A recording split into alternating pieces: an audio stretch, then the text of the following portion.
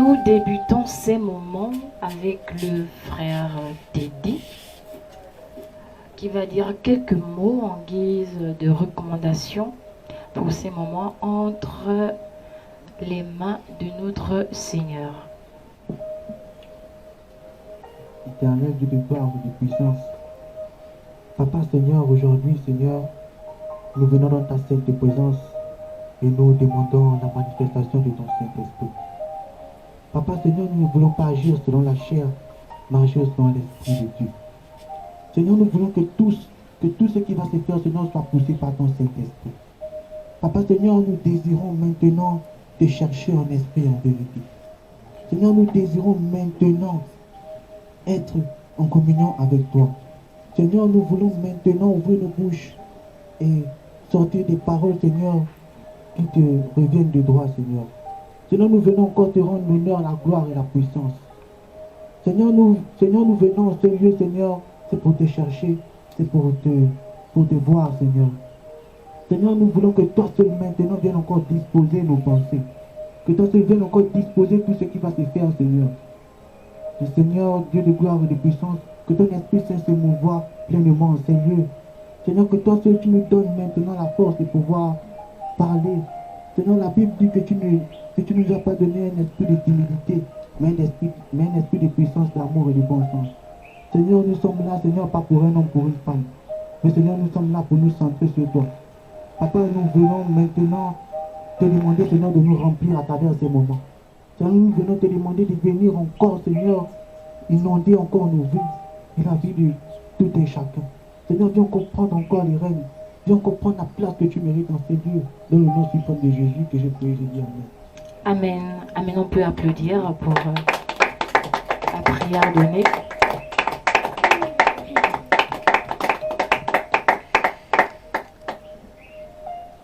La thématique jeunes chrétiens et sexualité a englobé beaucoup d'aspects, sinon beaucoup de domaines. Mais aujourd'hui, nous clôturons cette thématique avec un sous-thème bien précis, qui est celui-ci, bien sûr. Mariage chrétien, tout m'est-il permis dans le rapport sexuel? Évidemment, c'est une question ouverte. Alors, bienvenue à tous. Welcome, Vilcomet, sur la plateforme de retour à l'évangile véritable. Nous commençons ces moments, bien sûr, avec un prolégomène. Des remarcations faites d'ici et d'ailleurs se font observer sur la thématique du mariage et de la sexualité. De nos jours, nos synagogues, alors, l'union entre deux sujets serait-elle symbolisme de pacte, quand bien même beaucoup donnent allure à ce que le rapport sexuel serait échange d'entités, bonnes comme mauvaises. Cependant, comment établir un lien entre la spiritualité et la sexualité? Mesdames et messieurs, mesdemoiselles, jantes et sueurs, ainsi poser les grandes supplications qui vont, bien sûr, faire mouvoir notre champ de réflexion. Une fois de plus, bonsoir à tout le monde. Bonsoir à tous. Bonsoir. Alors, j'aimerais aussi rappeler que pour ceux-là qui nous suivent, vous pouvez appeler sur le numéro ci-après, le 065 115 38 114. Le 065 115 38 114. Alors, ainsi, nous avons déjà posé les bases, sinon une introduction par rapport à la dite thématique. Est-ce que je peux avoir l'attention de tout le monde? Voilà. Une question, bien sûr, comme ouverture. Est-ce que selon vous, il y a une différence entre un rapport sexuel chez un païen et un rapport sexuel chez un chrétien? Voici la question posée. Mais avant, on va d'abord définir les mots-clés de notre sous-thème, à savoir le mariage, à savoir le chrétien et la sexualité. Bien sûr, je vais donner le micro, sinon passer le quitus de la parole au pasteur Julien qui va définir, bien sûr, on rappelle aussi le mariage, et le pasteur Frédéric va nous donner aussi son point de vue sur la sexualité, et bien sûr, la diaconesse Astrid nous fera le plaisir de pouvoir nous édifier chacun en 1 minute et demie. Voilà, maman Astrid aura la parole sur le chrétien. Pasteur Julien, on vous écoute. Merci modératrice, merci servante de l'Éternel, merci à tous mes frères, à toutes mes sœurs dans la foi, merci à la servante qui a reçu justement cette révélation, histoire de nous asseoir tous ensemble et traiter de ce sujet. Je bénis le Seigneur et tout ce que je peux demander, c'est que le Seigneur puisse nous aider, puisse nous accompagner, puisse nous soutenir et nous éclairer. Amen. Amen. Amen. Définition sur le mariage. Pourtant, c'est des choses assez simples. C'est 2 personnes qui s'aiment et qui décident plus ou moins de cheminer ensemble. J'entendais quelqu'un dire, est-ce que c'est un contrat? Oui. Moi, j'appelle ça un contrat. Aujourd'hui, c'est 2 personnes qui s'assemblent et qui décident de faire chemin ensemble. En fait, l'acte de mariage, le fait de passer devant un maire d'état civil, c'est aller plus ou moins sceller quelque chose. Moi, je peux appeler ça un contrat. Je sais qu'il y a des sourires déjà, donc forcément, il y en a qui vont peut-être me contredire. Le chrétien, c'est celui qui... Le chrétien, c'est bien sûr... Ah d'accord, il y avait une deuxième question, c'était sur... Le pasteur Julien devait donner son point de vue sur le mariage, et le pasteur Frédéric sur la sexualité, et le chrétien, bien sûr, revenait à la diaconesse Astrid. Amen. Amen. C'est à mon tour déjà? Oui. Ah d'accord. Bien, donc s'il faut donner mon point de vue sur la sexualité, nous allons dire que, pour ma part, comme on l'avait dit la dernière fois, que la sexualité, en principe, devait être cadrée dans le sens du mariage. Voilà, dans le sens du mariage pour un chrétien. Et avant de m'éloigner, j'aimerais bien venir à Genèse 2, à partir du verset 24. C'est pourquoi l'homme quittera son père et sa mère et s'attachera à sa femme, et ils deviendront une seule chair. Voilà, donc l'homme quittera son père et sa mère, s'attachera à sa femme pour devenir une seule et unique chair. Voilà, donc Hébreux 13, verset 4.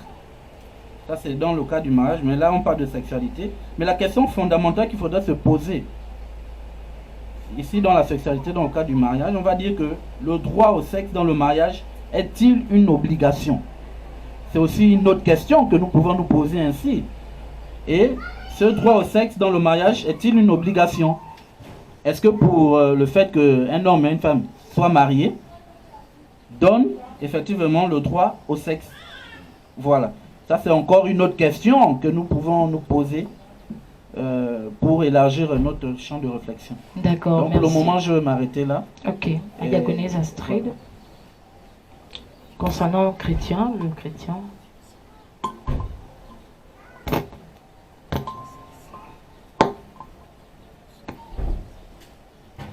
Shalom. Shalom. Alors, je n'ai pas bien écouté la question.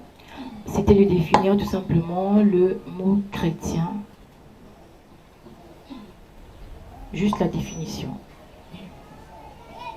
Alors, pour moi, le mot chrétien, je crois que ce mot, on le retrouve dans les Actes des Apôtres. Et ce sont les... Pour retourner à l'origine, ce n'est pas Christ qui nous a laissé le mot chrétien, ou l'appellation chrétien. Ce n'est pas non plus une révélation, genre de délire divine. Peut-être qu'elle est divine et Dieu est passé par des hommes. Mais ce sont des, j'ai envie de dire, des, comment dire ça? Ce sont des juifs, ou peut-être même des païens, en voyant les apôtres, en voyant le petit groupe d'apôtres, qui ont pour la première fois commencé à indexer ce petit groupe de chrétiens. Donc ils ont dit que ce sont des chrétiens parce que ces personnes-là, ces apôtres-là, étaient amis de Jésus et on voyait en eux Jésus. C'est pourquoi que le mot chrétien maintenant est d'une grande renommée. Nous sommes appelés chrétiens parce que nous sommes disciples de Jésus-Christ, parce que nous sommes frères de Jésus-Christ, d'où vient le mot chrétien. Donc toutes les personnes qui ont cette foi en Christ sont appelées des chrétiens. Maintenant, je ne sais pas s'il faudrait donner une autre précision par rapport à ce mot chrétien. C'est selon bien sûr, votre façon de voir les choses par rapport au mot chrétien. Si vous pouvez bien sûr enchérir, il n'y aura pas de souci à cela. Alors, comme je disais que tout ce qui partage, tout ce qui croit en Jésus-Christ, tout ce qui partage cette foi en Jésus-Christ sont des chrétiens. Alors, c'est un mot qui détermine une, j'ai envie de dire, comment dire, une congrégation peut-être, une secte, j'ai envie de dire ça comme ça. On nous appelle une secte, nous sommes des chrétiens, parce que nous avons foi en Jésus-Christ, parce que nous sommes disciples de Jésus-Christ, parce que nous marchons comme Jésus-Christ a marché, et nous nous faisons appeler chrétiens. Donc c'est un mode de vie également, voilà, parce que les apôtres ont été appelés chrétiens à cause de leur mode de vie, à cause de leur comportement. Ils ont été désignés par des personnes qui n'étaient même pas avec eux, par ce mot chrétien. Donc ce mot chrétien vient certainement des païens, je ne sais pas si c'était des païens ou des juifs qui les avaient appelés pour la première fois chrétiens. Voilà. D'accord, merci beaucoup. Merci bien sûr aux différentes informations qui ont été données de la bouche de plusieurs personnes ici sur le plateau. Alors, pour bien sûr entrer dans le point, voilà, un fouet voilà, de notre thématique, j'ai eu à faire de recherches. Sinon, j'ai eu à poser des questions, on peut dire un micro-trottoir. Je me suis bien sûr orientée de mes amis, des connaissances, parents, voilà, d'ici comme d'ailleurs. Et j'ai été quand même déçue, pas quand même, j'ai été déçue parce que plusieurs personnes, des personnes même en Christ, n'arrivaient pas à me donner le point de vue par rapport à la thématique. Je ne sais pas pourquoi, mais j'ai envie de dire que beaucoup ont honte, il faut le dire comme ça. Beaucoup sont assez crispés de pouvoir parler de la sexualité. Je ne sais pas pourquoi. Bien sûr, par rapport à la question qui a été donnée bien avant vos différentes interventions, celui de savoir, est-ce que selon vous, vous observez une différence entre la sexualité chez les païens et chez les chrétiens? Est-ce qu'il y a une différence lors du rapport sexuel? Oui, pasteur Julien, je vous vois avec le micro, donc vous pouvez bien sûr ouvrir, voilà, cette différence. Enfin, je ne sais pas comment dire ça. Est-ce qu'il y a une différence de rapport sexuel chez les païens et chez les chrétiens? Rapport sexuel, c'est quoi? C'est une femme et un homme, chrétien ou pas chrétien, qui décident ou qui s'attirent, ou je ne sais pas trop bien comment décider, plus ou moins d'être ensemble, et qui vont ensemble. Et qui vont ensemble. Je n'ai pas envie de sortir les mots qu'il faut, mais qui vont ensemble. On se comprend. Ça, je dis que l'on soit chrétien, que l'on soit non chrétien, et je pense que quelque part, si c'est dans la pratique, je ne sais pas trop quoi dire. Je sais que c'est pareil. D'accord. Mais le chrétien a son mode de vie. Bon, ça n'a rien à voir avec l'acte sexuel. Là, je parle de l'acte sexuel. Pour moi, l'acte sexuel, c'est deux personnes, païens ou pas païens, quand ils vont ensemble, c'est la même chose. Donc, selon vous, il n'y a pas de différence? il n'y a pas de différence pour moi.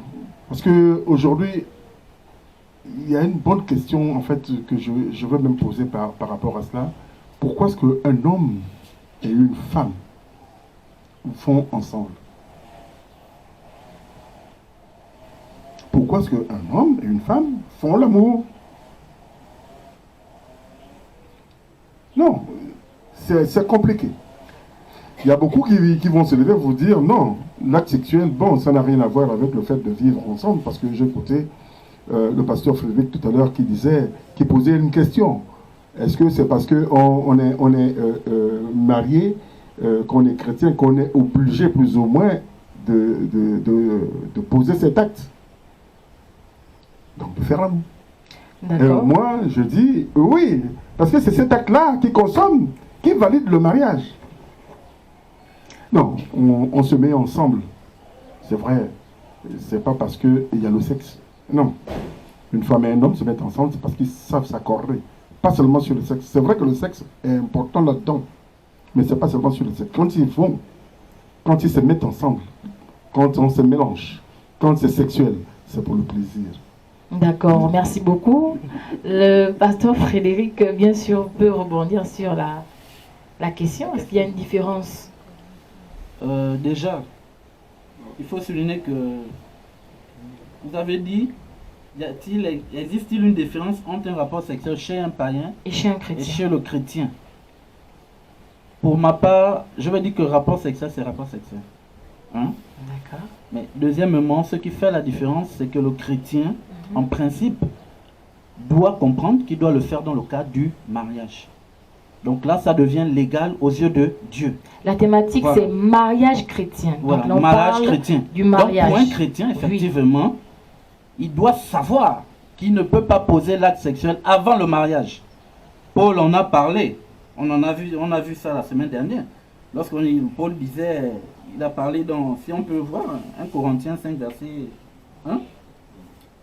Paul en a parlé. Il en a parlé.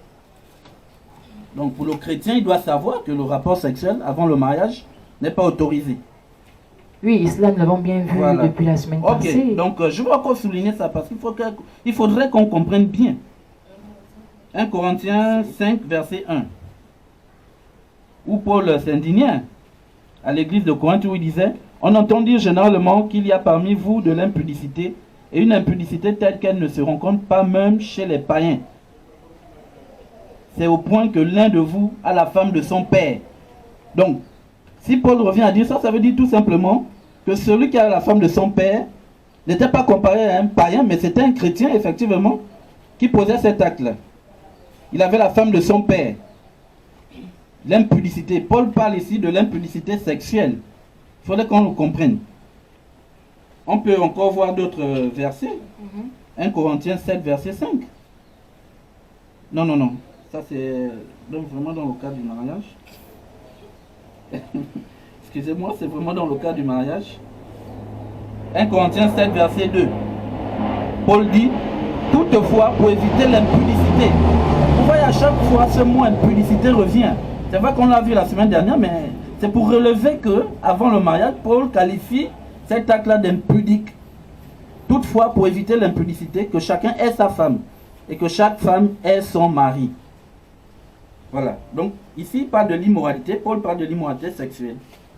Donc, pour moi, je pense que quand on est chrétien, nous devons rentrer dans le cadre, l'acte sexuel doit être utilisé dans le cadre du mariage. Pour ma part. C'est forcément vrai, en fait. Voilà. Pour ma part. Oui, ils sont mariés, ils sont chrétiens. Oui. Donc, non, répondez en fait clairement à la question. Est-ce qu'il y a une différence? J'ai dit dans l'acte. Il n'y a pas de différence. Il n'y a pas de différence. Mais, dans le fond, quand on regarde bien, il y a une différence. Ah bon, laquelle? Voilà. Parce que, écoutez un peu, regardez un peu dans, si on peut revenir aux Écritures, Proverbe 5, verset 19. Si on peut lire Proverbe 5, verset 19, rapidement, nous allons comprendre quelque chose. D'accord, si quelqu'un est à la page, peut bien sûr faire voilà, on peut lire, il n'y a pas de souci. Je n'ai pas le monopole, voilà, je n'ai pas le monopole de la parole. Je n'ai pas envie d'être désagréable. Proverbe 5, verset 19. Uniquement le verset 19. Biche les amours gazelles, pleine de grâce. Sois en tout temps enivré de ses charmes, sans cesse épris de son amour. Ici, lorsque nous lisons, nous voyons ici la joie de la sexualité, la joie un peu de la sexualité établie par Dieu dans le mariage. Voilà, il y a une joie dans la sexualité. Ça ne se fait pas en désordre. C'est encadré. Donc, si j'ai lu ce verset... Vous dites que c'est oui. Encadré. C'est Qui a encadré ça? Le Seigneur a encadré cela. Le Seigneur Vous avez a-t-il vu? donné, bien sûr, des recommandations lorsqu'on est en intimité? Non. Le Seigneur a dit, c'est pourquoi l'homme quittera son père et sa mère, s'attachera à sa femme. Là, je vais revenir dans le cas du mariage. Je vais dire que le chrétien, la différence c'est que pour le chrétien, il sait que non, avant de poser l'acte, c'est pas avant le mariage, c'est après le mariage. Oui, Avant. oui, ça on Voilà. a compris. Voilà. On est dans le mariage. Voilà. On est dans le mariage. Ah, merci. Donc, pour ma part, pour terminer, il Différence y a ou une pas? différence entre le rapport sexuel Chez les chez païens, le païen et chez le chrétien. Parce que le chrétien, cela se fait dans la joie, parce que c'est encadré, il est marié. mais donc chez les Voilà. païens, il n'y a pas de joie là-bas. Non, il n'y a pas la joie. Il n'y a pas la joie. Ils savent qu'ils sont faux. Nous allons le voir, nous allons le comprendre. Ils savent que Bon, d'accord, ils sont dans le faux par rapport à ce et que que c'est pas bon. Par rapport à ce que vous dites Voilà. là, bon, estimons qu'il y a des personnes mariées, bon, Oui. ils ne sont pas chrétiens, mais ils sont mariés. Oui. Là, il n'y a pas toujours la joie. Bon, ça dépend. Nous Oui. allons creuser la question. D'accord. D'accord. Je Donc vais pour laisser- vous, il y a une différence. il y a une différence. D'accord, merci. Je Oui, voudrais- pasteur je Julien. voudrais quand même que vous posez la question de manière plus claire. Parce qu'il ne faut pas qu'on se déporte. Moi, cette question, je l'ai comprise sur un plan purement pratique. Donc, l'acte même. Oui, l'acte. Mais d'accord. Nous parlons bien sûr de l'acte. Si on va dans l'acte, je pense qu'on ne va pas courir sur le mariage, on ne va pas courir sur... Dieu a dit que on est conforme. Ça veut dire on est monsieur, dame, on est marié légalement devant Dieu, devant les hommes. Quand on va au lit, Oui. hein, ce qui est sûr, c'est que quelque part, c'est béni par Dieu. Dieu Oui. a accepté. Amen, ouais. Hein? Quand on va au lit, la question qui est posée, c'est de savoir si cet acte, on le fait comme le païen ou on le fait comme... Est-ce qu'il y a une différence? Est-ce qu'il y a une différence? Mais je dis non, c'est l'acte sexuel. Il n'y a pas de Il n'y a différence. pas de différence, c'est faire l'amour. Chacun a sa manière de faire, chacun a sa technique, chacun a sa manière de se comporter. Mais le résultat, c'est ça, c'est le plaisir. Et c'est que tu sois païen, que tu sois chrétien, quand tu vas, tu as le plaisir. Donc, je l'ai dit tout à l'heure, quand un homme et une femme se mettent ensemble, mariés ou pas mariés, c'est pour le plaisir d'abord. D'accord, merci. Le docteur Chris va apporter aussi son élément de réponse par rapport à la dite question. Quelle question? La question de savoir est-ce qu'il y a une différence selon vous entre un rapport sexuel fait chez un non-chrétien et fait chez un chrétien. Est-ce qu'il y a selon vous une différence? Docteur Chris. Ok, je pense qu'il y a une personne qui veut intervenir là-bas, donc il faut veiller, la régie peut veiller. Bon, les hommes de Dieu ont tout dit, l'ancien aussi a tout dit. Est-ce qu'il y a une différence dans le système de la sexualité? Bon, moi je vais rester biblique, au-delà du fait qu'il y a, n'est-ce pas, il y a aussi le côté expérimental qui est là, je vais rester biblique. Et j'aimerais, n'est-ce pas, d'abord signifier un fait qui est très très important, c'est que ceux que nous suivons justement s'éloignent avec les enfants qui sont autour, mais tout de même, c'est pas un sujet tabou. C'est comme si on allait voir un médecin à l'hôpital et donc aujourd'hui, beaucoup de personnes, et vous l'avez mentionné au départ, beaucoup de personnes ont du mal justement à aborder le sujet de la sexualité, surtout dans les églises. Ça s'explique par deux raisons. C'est l'hypocrisie. C'est l'hypocrisie ecclésiastique parce que les chrétiens sont dans l'adultère, pour la plupart, dans la débauche, dans l'impudicité. Et donc, cette partie, justement, des chrétiens qui vit la chose et qui a du mal à la nommer, ce sont des hypocrites. N'est-ce pas? Ils vivent dans ça. Je voyais n'est-ce pas, un pasteur, un jeune pasteur du quartier qui descendait avec sa copine. ça fait 2 semaines, on était sur la thématique au départ, je pense à la 2e semaine du débat. Et je pense qu'on était ensemble ce jour-là. Oui. Et elle s'est cachée, tout ça. Il y a 2 ou 3 fois. C'est une parenthèse. Et puis, je me suis dit, ben, pourquoi il se cache? Pourquoi il se gêne? La sœur, la fille, en question chrétienne aussi, que je connaissais, les chantres même. Les 2 pasteurs de chantres, pasteurs, tout ça. Et puis, j'ai compris à la fin que voici les hypocrites qui, n'est-ce pas, comme c'est écrit, comme les pharisiens dans Matthieu chapitre 23 là-bas, qui prêchent ce qu'ils ne sont pas et qui condamnent des choses parfois qu'ils ne maîtrisent pas. Et voici comment, il n'y a pas de liberté. Ils se sont cachés, et c'est dans les coulisses, et voilà, tout ça. Et ce sont des personnes, c'était un samedi, je crois, les dimanches, ce sont des gens qui disent au peuple, non, mais n'ayez pas de femmes. N'ayez pas de femmes, ne touchez pas s'il n'y a pas de bague. Tout ça. Et je me suis dit, voici des personnes qui ont mis sur elles-mêmes des jours qu'elles n'arrivent plus à soulever. Pourquoi? Parce qu'on a mal défini les choses. Et je vous ai déjà dit la dernière fois qu'il n'y a pas de rapport sexuel hors mariage, ça n'existe pas. Pourquoi je le dis? Ça n'existe pas, parce que le mariage est scellé par le rapport sexuel. Donc toutes les fois qu'il y a rapport sexuel, il y a un mariage.